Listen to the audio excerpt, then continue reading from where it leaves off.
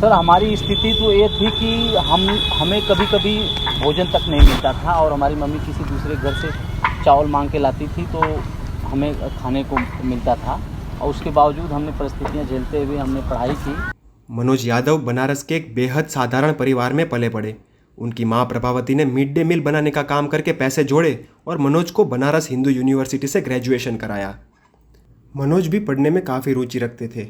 वो आगे और पढ़ना चाहते थे, लेकिन अचानक से उनके पिता का एक गंभीर हादसा हो गया और परिवार का सारा कर्ज चुकाने की जिम्मेदारी मनोज के कंधों पर आ गई।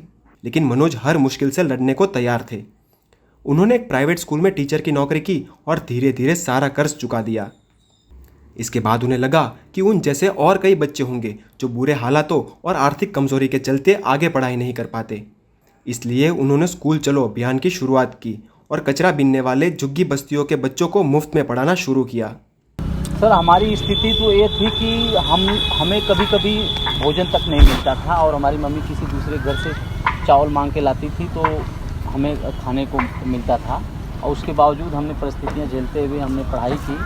और आज मैं इन बच्चों को इसलिए पढ़ा रहा हूँ कि ऐसी परिस्थिति ये बच्चे ना झेलने पाएँ और इन बच्चों को मैं चाहता हूँ कि ये भी पढ़ने लिखने के बाद आगे बढ़ें और ऐसे बच्चों को ये आगे बढ़ाएं।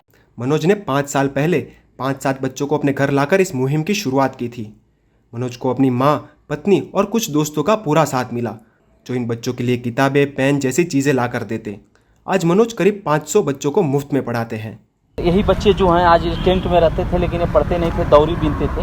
हमने इन बच्चों का स्कूल में एडमिशन कराया और इनको पढ़ाना स्टार्ट किया। आज ये बच्चे बहुत अच्छा प्रोग्रेस कर रहे हैं। इन लोगों को कॉपी, पेन सब कुछ निःशुल्क हम ही देते हैं। Manoj Prabhavati welfare and educational trust के तहत ये सेवा कर रहे हैं। मनोज की पत्नी पढ़ाई के साथ साथ लड़कियों को सिलाई की ट्रेनिंग भी दे रही है।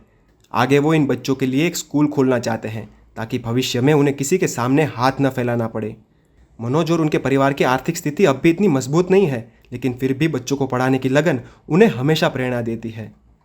अगर आप किसी भी तरह से उनकी मदद करना चाहते हैं तो उन्हें 9451044285 पर संपर्क कर सकते हैं।